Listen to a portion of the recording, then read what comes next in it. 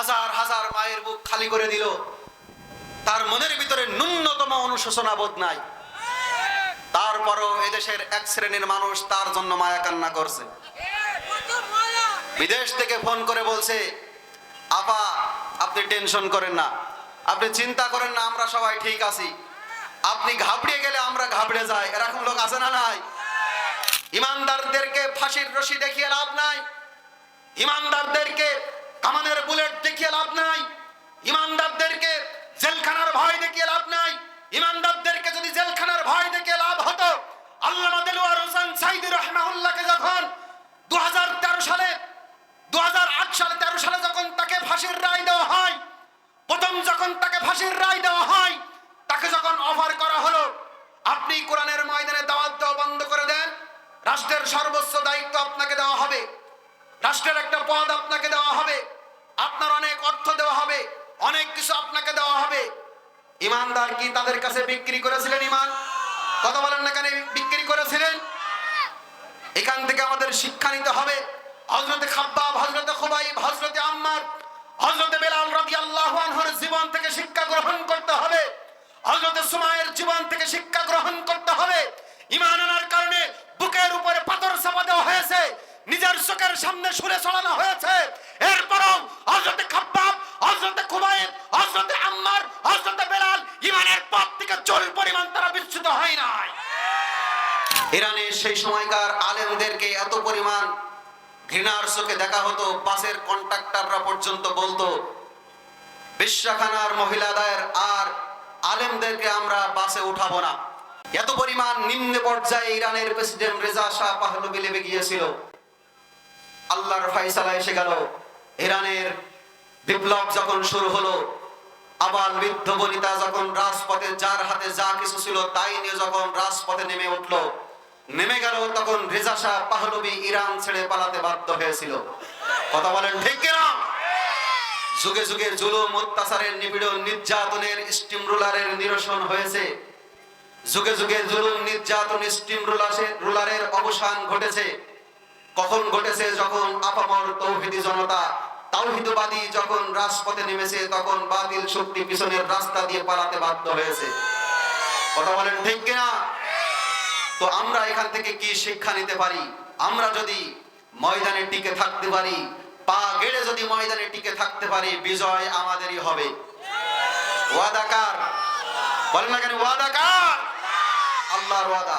আল্লাহ রাব্বুল আলামিন বলছেন, ওয়ালা তাহিনু ওয়ালা তাহজানু ওয়া আনতুমুল আ'লাউনা ইন কুনতুম মুমিনিন। পড়েন আল্লাহু আকবার। তোমাদের কোনো টেনশন নাই, তোমাদের কোনো চিন্তা নাই, তোমরা ভয় পেও না, হতাশ হও না, নিরাশ হয়ে যেও না। বিজয় তোমাদেরকেই দেওয়া হবে, বিজয় তোমাদেরই হবে যদি তোমরা মুমিন হতে পারো, যদি তোমরা ঈমানদার হতে পারো। আল্লাহ রাব্বুল আলামিন ওয়াদা করছেন, বিজয় আমি তোমাদেরকেই দান করে দেব। পড়েন সুবহানাল্লাহ। ইতিহাসের পাতা উল্টে দেখেন, যেখানেই মুসলমানেরা কাফেরদের বিরুদ্ধে লড়াই সংগ্রামে যুদ্ধে লিপ্ত হয়েছে, যেখানেই কোরআনের পক্ষে মুসলমানেরা কাফেরদের বিপক্ষে লড়াই সংগ্রামে লিপ্ত হয়েছে, সেই জায়গায় আল্লাহ রাব্বুল আলামিন মুসলমানদেরকে বিজয় দান করেছে। পড়েন সুবহানাল্লাহ। মুসলমানদের বিজয় অর্থ দিয়ে হয় নাই, ক্ষমতার বলে হয় নাই, টাকা পয়সার বলে হয় নাই, অস্ত্রের বলে হয় নাই। মুসলমানদের বিজয় হয়েছে আল্লাহর কোরআনের বলে বলিয়ান হওয়ার কারণে। কথা বলেন ঠিক কিনা? মুসলমানদের বিজয় হয়েছে ঈমানের বলে বলিয়ান হওয়ার কারণে। বদর, উহুদ, খন্দক, খাইবার পেরিয়ে প্রত্যেকটা যুদ্ধের ময়দানে আল্লাহ রাব্বুল আলামিন মুসলমানদেরকে বিজয় দান করেছে একটা মাত্র অস্ত্র থাকার কারণে। সেই অস্ত্রের নাম হলো ঈমান। কথা বলেন ঠিক কিনা? ঈমান যদি আমরা বদরের সাহাবীদের মতো আনতে পারি, তাহলে বিজয় নাকি আল্লাহ আমাদেরকেই দিবেন। সুবহানাল্লাহ পড়বেন না? আল্লাহ রাব্বুল আলামিন কোরআনে কারীমের ভিতরে বলছেন, দুনিয়ার মানুষেরা, তোমরা যদি বদরের সাহাবীদের মতো ঈমান আনতে পারো, উহুদ পাহাড় পরিমাণ ঈমান যদি তোমরা আনতে পারো, তাকওয়ার নীতি যদি তোমরা অবলম্বন করতে পারো, আমি আল্লাহ রাব্বুল আলামিন তোমাদের অস্ত্র না থাকতে পারে, তোমাদের শক্তি না থাকতে পারে, তোমাদের জনবল না থাকতে পারে, তোমাদের B-52 বোমার বিমান না থাকতে পারে, AK-47 তোমাদের না থাকতে পারে, যদি তোমাদের ঈমানটা মজবুত হয়, আমি আল্লাহ রাব্বুল আলামিনের গায়েবী সাহায্যের মাধ্যমে তোমাদেরকে বিজয় দান করে দেব। পড়েন সুবহানাল্লাহ। যার বাস্তব নমুনা আমরা 5 আগস্টের মাধ্যমে দেখলাম। কত আন্দোলন হলো স্বৈরাচারকে বিদায় করার জন্য, হরি হাসিনাকে বিদায় করার জন্য, কত রকম আন্দোলন বাংলাদেশে হয়েছে। কথা বলেন ঠিক কিনা? হাজার হাজার মায়ের বুক তারা খালি করেছে, হেলিকপ্টার দিয়ে গুলি করেছে, বিমান থেকে গুলি করেছে, হাজার হাজার লাখ লাখ মানুষকে তারা অত্যাচার, নিপীড়ন, নির্যাতন চালিয়েছে। এদেশের আজ ইসলামী আন্দোলনের কর্মীদেরকে ফাঁসির মঞ্চে ঝুলিয়েছে। তারপরও ইসলামী আন্দোলন কি থেমে গেছে? কথা বলেন না কেন? থেমে গেছে? যত মারতেছে ইসলামের পক্ষের বীর মুজাহিদরা, বদর যুদ্ধের সৈনিকেরা, তাবুক যুদ্ধের সৈনিকেরা, ইয়ামা যুদ্ধের সৈনিকেরা, এরমুক যুদ্ধের সৈনিকেরা আবার গর্জে উঠতে চায়, বাতিলের শক্তি খর্ব করতে চায়, ইহুদি নাসারাবাদের কতল করে খতম করে বাংলার ভাগ্য আকাশে কালেমার পতাকা উড্ডীন করতে চায়।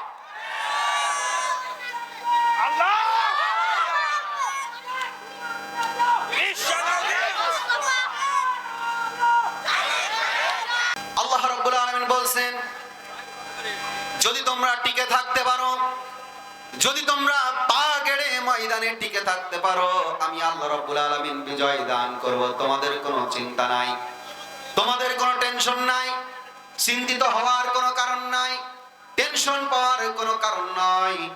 বিজয় আমি তোমাদেরকেই দান করে দেব যদি তোমরা পাক্কা ঈমানদার হতে পারো। কথা কার? কত আন্দোলন আসলো আর গেল, শয়তান কিন্তু চেয়ার ছাড়ে নাই। কথা বলেন ঠিক কিনা?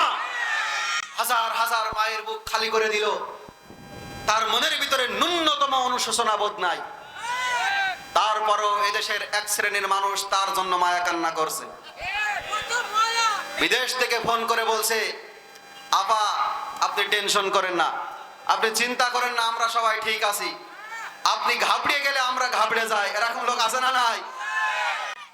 একটু অনুশোচনা বোধ থাকা দরকার। বিবেকের কাছে প্রশ্ন করেন, নিজের বিবেকের কাছে প্রশ্ন করেন। যেই লোকটার কাছে মানুষের রক্ত হলো হোলি খেলার মতো, যেই লোকটার কাছে, যেই নরপিশাচের কাছে, যেই নরপিশাচ নমরুদ ফেরাউনকেও হার মানিয়ে দিয়েছিল, এখনো যারা তার গুণ গাইছে তাদেরকে আমরা সাবধান করে দিতে চাই। তোমাদের মা বাংলাদেশ থেকে পালিয়ে বিদেশের মাটিতে চলে গেছে। যাদেরকে তোমরা গার্জিয়ান মনে করেছিলে, যাদের পেছনে লড়ে গিয়ে রাত দিন একাকার করে যাদের পেছনে স্লোগান দিয়েছো, অমুক নেতার চরিত্র ফুলের মতো পবিত্র, তোমার সেই নেতা নেত্রী, তোমার সেই নেত্রী, তোমার সেই মা তোমাকে ফেলে ভারতের মাটিতে পালিয়ে গেল। তোমার তো অনুশোচনা বোধ হওয়া দরকার। যেই নেতা আমাদেরকে ছেড়ে, যেই দলের নেতা আমাদেরকে ছেড়ে ভারতে পালিয়ে যেতে পারে, সেই নেতার অনুসরণ আমরা কিভাবে করি, একটু তো অনুশোচনা বোধ থাকা দরকার ছিল। তোমাদের বিবেক আজকে কোথায় গেল? যেই মহিলা হাজার হাজার রক্তের বিনিময় হাজার হাজার মায়ের বুক খালি করেছে, হাজার হাজার যুবককে পঙ্গু করেছে, হাজার হাজার যুবক হাত হারিয়েছে, পা হারিয়েছে, চোখ হারিয়েছে, এরপরেও সেই নারীর পিছনে, সেই মহিলার পিছনে কিভাবে তুমি দৌড়াও? তোমার তো বিবেকের কাছে প্রশ্ন জাগতে পারে। তোমার বিবেকের উপরে কুকুরি পেশাব করেছে, তোমার বিবেক নাই। তোমার বিবেক যদি থাকতো তারপরও তুমি বলতে না, বাবু আপাজান আপনি ঘাবড়িয়েছেন না, আমরা তো আছি। তোমার বিবেক যদি থাকতো তাহলে তুমি এই কথা বলতে না। সম্মানিত উপস্থিতি আমার, কত আন্দোলন হলো, শয়তানকে চেয়ার থেকে নামানো যায় নাই। আল্লাহর সাহায্যের অপেক্ষায় ছিল এদেশের আপামর তৌহিদি জনতা। কথা বলেন ঠিক কিনা?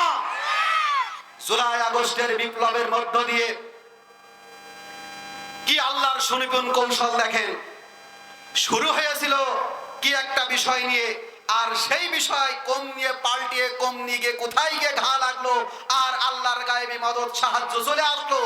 রাস্তায় রাত নেই দিন নেই, একাকার করে হাজার হাজার লক্ষ লক্ষ নেতা কর্মী আর ইসলামী আন্দোলনের কর্মীরা যুবকরা যখন রাজপথে নেমেছে, শয়তান ভয়ে বাংলাদেশ থেকে পালায়ে ভারতে চলে গেছে।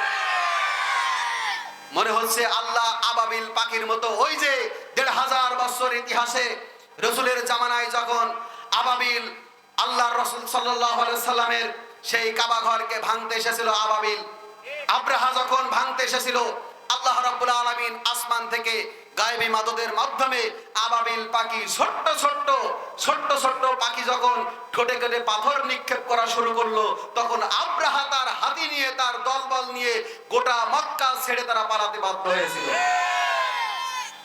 কত বড় বড় দল আন্দোলন করলো, কিন্তু শয়তানকে নামাতে পারে নাই, শয়তানকে নামাতে পারে নাই। এদেশের ছোট্ট ছোট্ট আবাবিল যখন রাস্তায় নেমে গেল, ইন্টার পড়ুয়া ছেলে মেয়ে, এসএসসি পরীক্ষার্থী, এরকম ছেলে মেয়ে যখন রাজপথে নেমেছে, তাদের সাথে আল্লাহর সাহায্য একাকার হয়ে বাংলার ভাগ্য আকাশের রূপ আল্লাহ রাব্বুল আলামিন পরিবর্তন করে দিয়েছে। এই ফয়সালা কোথায় হয়েছে? সকলে বলেন, এই ফয়সালা কোথায় হয়েছে? সম্মানিত উপস্থিতি আমার, এজন্য আল্লাহ রাব্বুল আলামিন কোরআনে কারিমার ভিতরে বলছেন, ইন্নাল্লাযীনা ইউহাদ্দুনাল্লাহা ওয়া রাসূলাহু কুবিতু কামা কুবিতাল্লাযীনা মিন ক্বাবলিহিম ওয়া ক্বাদ আনজালনা আয়াতিন বাইয়িনাতি ওয়ালিল কাফিরিনা আযাবুম মুহিন। পড়েন আল্লাহু আকবার। আল্লাহ রাব্বুল আলামিন বলেন, ইন্নাল্লাযীনা ইউহাদ্দুনাল্লাহা ওয়া রাসূলাহু,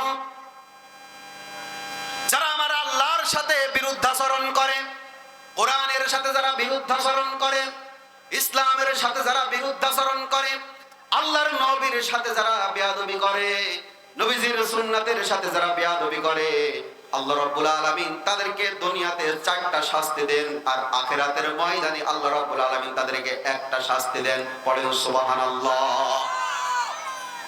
দুনিয়াতে 4টা শাস্তির ভিতরে 1 নম্বর শাস্তি হলো, যেই সমস্ত মানুষগুলো ইসলামের গায়ে হাত দেওয়ার চেষ্টা করে, কোরআনে কারিমের সাথে বেয়াদবি করে, ইসলামী আন্দোলনের সাথে বেয়াদবি করে, উলামা ইকরামের সাথে যারা বেয়াদবি করে, আল্লাহর পক্ষ থেকে তাদের জন্য 1 নম্বর শাস্তি হলো, মানুষের অন্তর থেকে তাদের প্রতি আল্লাহ রাব্বুল আলামিন ভালোবাসা তুলে নেয়।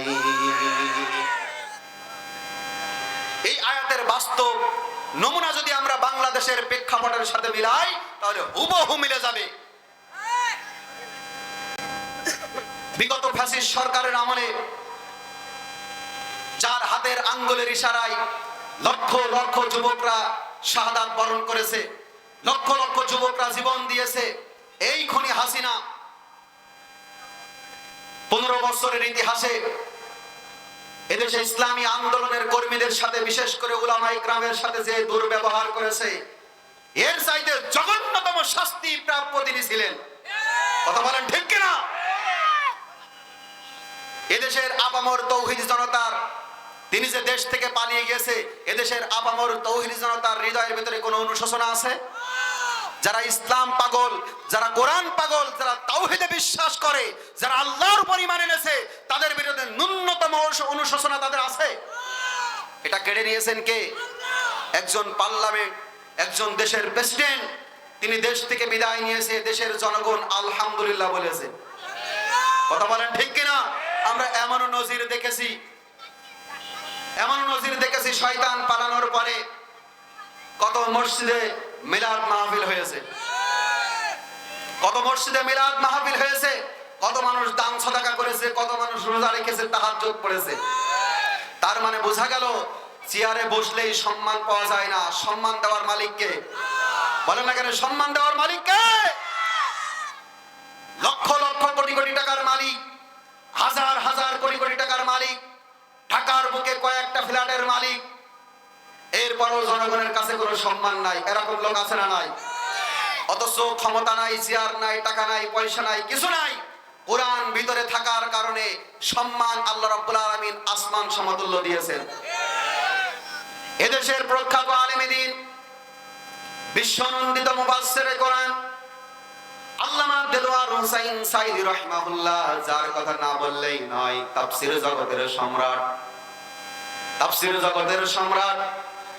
জীবনের 50টা বছর যিনি কোরআনে কারিমের খেদমত করলেন, জীবনের 50টা বছর যিনি কোরআনের পিছনে ব্যয় করলেন, এই লোকটাকে মিথ্যা মামলা দিয়ে জেলখানায় অন্ধকার প্রকোষ্ঠে 13টা বছর বন্দী করে রাখলেন। কথা বলেন ঠিক কিনা? কি অপরাধ ছিল তার? শয়তান বিদায় নেওয়ার পরে যারা তার সাক্ষী ছিলেন, যে সমস্ত লোকেরা সাক্ষী দিতে চেয়েছিলেন, সেই সমস্ত লোকেরা পরে বলতে বাধ্য হয়েছে, আমাদের কানের গোড়ায়, আমাদের পিঠের গোড়ায় পিস্তল ঠেকিয়ে, নল ঠেকিয়ে আমাদেরকে বলতে বাধ্য করা হয়েছে, আমরা তো বলতে চাইনি, আমাদের নল ঠেকিয়ে আমাদেরকে সাক্ষী নিয়েছে, আমরা তো কিছুই বলতে পারিনি। জীবনের ভয়ে, মৃত্যুর ভয়ে আমরা তো বলে ফেলেছি, সাক্ষী দিয়ে ফেলেছি। শয়তান বিদায় নেওয়ার পরে অনেক সাক্ষীগণেরা তারা সত্যটা স্বীকার করতে পেরেছে। তার মানে বোঝা গেল আল্লামা দেলোয়ার হোসেন সাঈদী রাহিমাহুল্লাহ, তার কোনো অপরাধ ছিল না। তিনি ছিলেন একজন নিরপরাধ মানুষ। তার অপরাধ ছিল একটাই, তিনি যখন এই তাফসীর মাহফিলে বসতেন, তিনি যখন কোরআনে কারিমের দাওয়াত নিয়ে তাফসীর মাহফিলে যেতেন, হাজার হাজার নয়, লক্ষ লক্ষ মানুষ এক জায়গায় জড়ো হতো। এটা দেখে বাতিল শক্তির টনক নড়ে যেত। এটা তারা সহ্য করতে পারতো না যে আমরা সমাবেশ করলে, মিছিল মিটিং করলে, বিরিয়ানির প্যাকেট দিয়ে, মোটর সাইকেলের তেল কিনে দিয়েও লোক খুঁজে পাওয়া যায় না, আর আল্লামা সাঈদীর আসার কথা শুনলে হাজার হাজার লাখ লাখ মানুষ এক জায়গায় জড়ো হয়। না জানি কি অবস্থা, কি পরিবেশ তৈরি হয়। এই ভয়ে তারা আল্লামা সাঈদীকে গ্রেফতার করলো। কথা বলেন ঠিক কিনা? যে দেশে আলেমদেরকে অপমান করা হয়, যে দেশে আলেমের হাতে হাত করা হয়, যে দেশে আলেমদেরকে ফাঁসির কাস্টে ঝুলিয়ে শাহাদাতের শরবত পান করানো হয়, সেই দেশে আর যাই হোক জালেম সরকার টিকে থাকতে পারে না। সেই দেশে আর যাই হোক সকল ক্ষমতা এক জায়গায় করে চেয়ারে বসতে পারে না, দীর্ঘদিন স্থায়ী হতে পারে না। আল্লাহর কোরআনের সাহায্য, আল্লাহর কোরআনের রায়, আল্লাহর কোরআনের ঘোষণা, আল্লাহর কোরআনের রায় যখন এসে যাবে, আসমানি ফয়সালা যখন এসে যাবে, শয়তানকে কান ধরে বাতিল শক্তিকে নামানো হবে।